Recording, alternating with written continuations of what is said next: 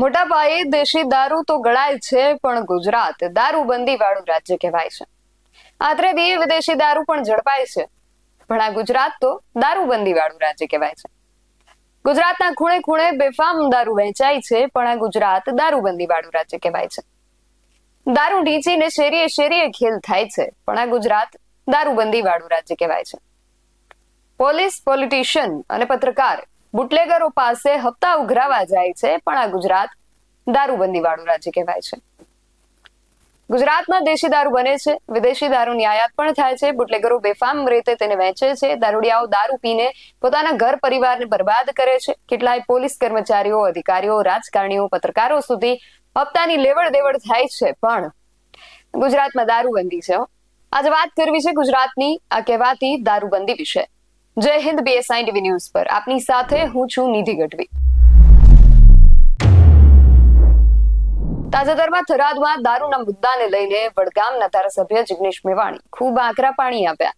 આક્રોશમાં તેમણે પોલીસના પટ્ટા ઉતરાવવાની વાત હવે ધીરે ધીરે મોટા વિવાદનું સ્વરૂપ ધારણ કરતી જઈ રહી છે. એમના નિવેદન બાદ હર્ષ સંઘવીએ એમનું નામ લીધા વગર વળતો જવાબ આપ્યો અને જેમાં તેમણે સંસ્કારનો ઉલ્લેખ કર્યો હતો. વળી જિગ્નેશ મેવાણીએ હર્ષ સંઘવીની આ વાતનો પ્રત્યુત્તર ટ્વીટ કરીને આપ્યો છે, જેમાં તેમણે રાજ્યના સંસ્કારી મંત્રી કહીને નામ લીધા વગર આડકતરી રીતે હર્ષ સંઘવીને ચેલેન્જ કરી છે. તેમણે લખ્યું છે કે રાજ્યના સંસ્કારી મંત્રીને મારી ચેલેન્જ છે કે હિન્દુત્વના નામે વોટ તો લો છો, તો હિન્દુ ધર્મની આસ્થાના પ્રતીક એવા સોમનાથ, દ્વારકા, સાળંગપુર હનુમાન, ખોડલધામ, ઉમિયાધામ અને અંબાજી આ બધા મંદિરોની 3 કિલોમીટરની ત્રિજ્યામાં થતું દારૂ, ડ્રગ્સનું ખરીદ વેચાણ બંધ કરીને બતાવો.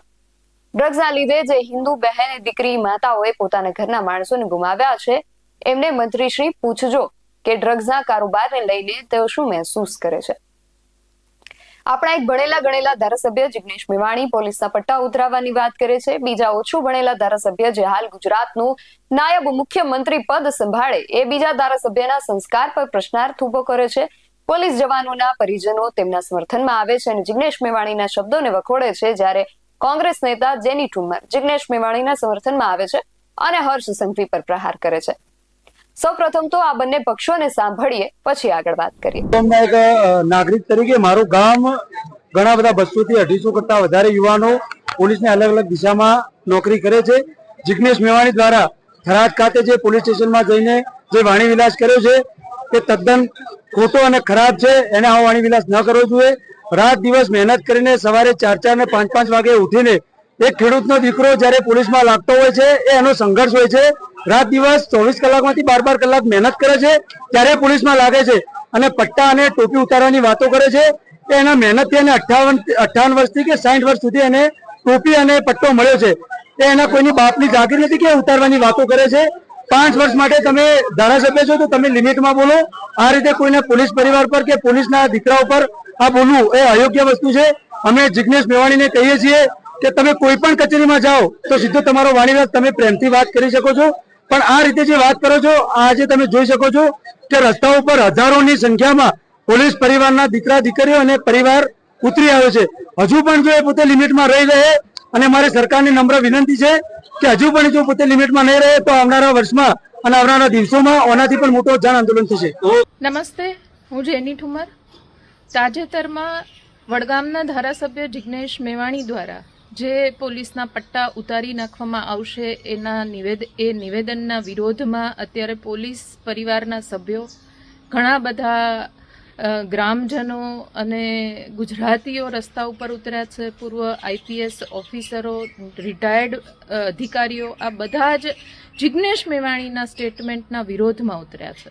હું આપના માધ્યમથી પૂછવા માંગુ છું કે 3 વર્ષ પહેલાં હીરાભાઈ સોલંકી કે જે રાજુલાના ધારાસભ્ય છે, એમણે પણ પોલીસને ચીમકી આપી હતી અને બોલીને ગયા હતા કે અહીંથી તમને ધમકી આપીને જાઉં છું કે તમારા પટ્ટા ઉતરી જશે, ત્યારે આ બધા ક્યાં હતા એ આપના માધ્યમથી પૂછવા માંગુ છું.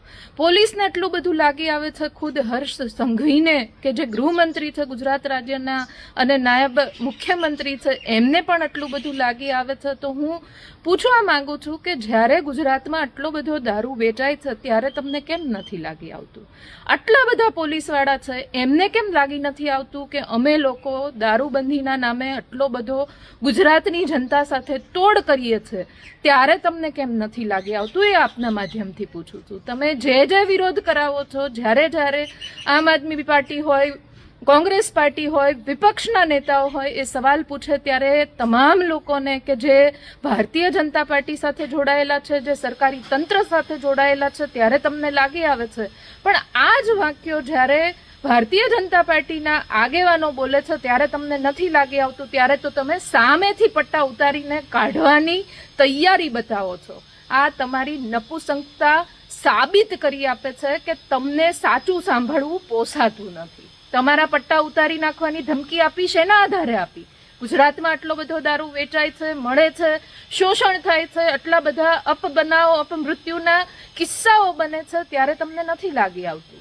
તો તમારી જે આ લાગણીઓ અને સંવેદનશીલતાઓ તમે બતાવો છો, તો એ જ સંવેદનશીલતાઓ તમે જેટલા ક્રાઇમ થાય છે પાછળના વર્ષોમાં આજ દિવસ સુધીના જેટલા ક્રાઇમ થયા, તાજેતરમાં પાયલ ગોટીના પ્રકરણમાં જ હું અમરેલીથી પાયલ ગોટી જે પ્રકરણ થયું ત્યારે જે પોલીસવાળાની સામે આટલા બધા આક્ષેપો થયા, આટલા બધા હાઈકોર્ટે નોટિસો આપી, છતાં પણ તમને એવું ન થયું કે અમે પટ્ટા ઉતારાવી નાખીએ. અને ઉપરથી અત્યારે જ્યારે સાચું બોલવાની કોઈ હિંમત કરે છે ધારાસભ્ય, જ્યારે સરકારનો કાન સાંભળવાની હિંમત કરે છે, ત્યારે તમને બધાને લાગી આવે છે આ ગુજરાતના રાજકારણમાં અને ઇતિહાસમાં દુઃખદ ઘટના કહી શકાય. એટલે પટ્ટા ઉતારી નાખવાની વાતનું આટલું મોટું રાજકારણ કરો છો, એના બદલે જે તમારી શૌર્યતા બતાવી હોય એ ગુજરાતમાં જે દારૂ વેચાય છે, ડ્રગ્સ વેચાય છે, એના લીધે આજની યુવા પેઢી ભટકી રહી છે, દિશાવિહીન થતી જાય છે,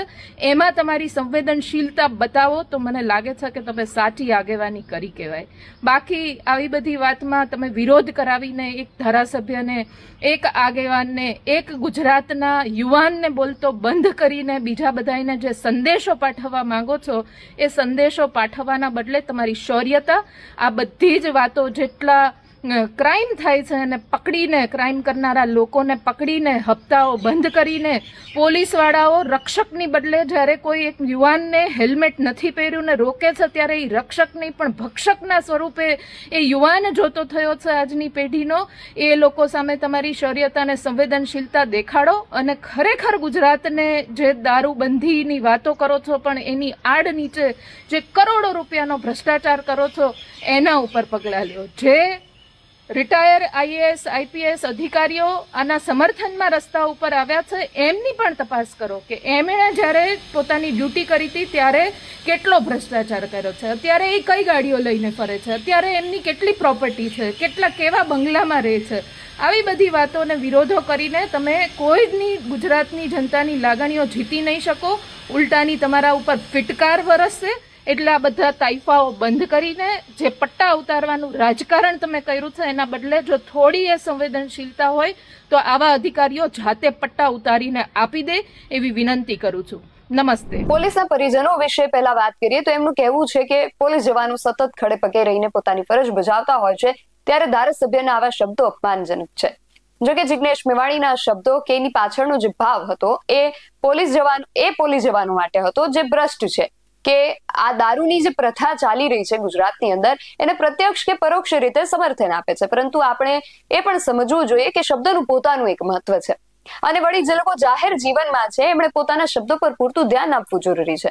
શબ્દો જોખી તોડીને બોલવા જરૂરી છે કારણ કે શબ્દ પોતે એક શક્તિ છે.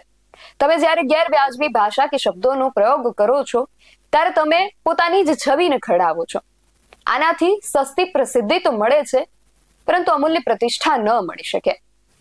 તમે જુઓ કે ક્યાંક અપશબ્દો, અધર્મ, અસામાજિક કામો વગેરે જેવી જેટલી પણ નકારાત્મક વસ્તુઓ છે એના કોઈ ટ્યુશન ક્લાસ ન હોય, એને ક્યાંય શીખવાડવામાં નથી આવતું કારણ કે નકારાત્મકતામાં એટલી શક્તિ છે કે માણસ આ બધું આપોઆપ શીખી જાય છે. પરંતુ આપણે સભ્ય સમાજનું ઘડતર કરવા માટે આપણા શબ્દો પર ધ્યાન કેન્દ્રિત કરવું જરૂરી છે. અને જિગ્નેશ મેવાણી અવારનવાર કહેતા હોય છે કે આ સરકારી કર્મીઓ અને અધિકારીઓ આપણા નોકર છે, કારણ કે આપણે ચૂકવેલ ટેક્સના પૈસામાંથી પગાર મેળવે છે. તો ધારાસભ્યશ્રીને પૂછવું છે કે તમને 5 વર્ષ માટે દર મહિને જે પગાર મળે છે ક્યાંથી મળે છે? અને જો ટેક્સના પૈસામાંથી પગાર મેળવતો દરેક વ્યક્તિ પ્રજાનો નોકર છે, તો એ ન્યાય તો તમે પણ નોકર થયા. ધારાસભ્યો કેમ ભૂલી જાય છે કે એ પણ આ જ ટેક્સમાંથી પગાર મેળવે છે? અને જાણે ખૂન કા બદલા ખૂન હોય એ રીતે અપમાન સામે અપમાન કરીને બદલો લેવાની રાજકારણીઓમાં હોડ જામી હોય એ રીતે હર્ષ સંઘવીએ પણ જિગ્નેશ મેવાણીના સંસ્કાર પર પ્રશ્ન ઉઠાવીને પોતાના સંસ્કાર બતાવ્યા હતા. અને વળી જે રીતે જેની ઠુમ્મરે વાત કરી કે એમની આ સંસ્કારોની વાત એમની પોતાની પાર્ટીના ધારાસભ્યો પર લાગુ નથી પડતી, એવા પણ પ્રશ્નો ઉઠ્યા છે. કારણ કે આ વિવાદ વધતા રાજુલાના ભાજપના ધારાસભ્ય હીરા સોલંકીનું લગભગ 5 મહિના પહેલાનું પોલીસ સાથેનું આવું જ વર્તન યાદ આવે છે, જેમાં એ પણ આ જ રીતે પોલીસના પટ્ટા ઉતરાવવાની વાત કરી રહ્યા હતા. હવે એ વિડીયો પણ જુઓ. પટ્ટા ઉતારી કાઢી છે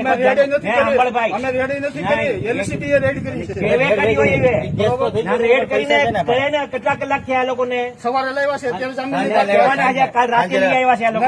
નહીં, સવારના વહેલા લઈ આવ્યા છે સાહેબ. સમજ્યા? બરોબર, સવારના વહેલા નહીં, એટલે એ ધ્યાનમાં રાખજો. રિસ્પેક્ટ જેટલી કરો એટલા બંધ રહેજો.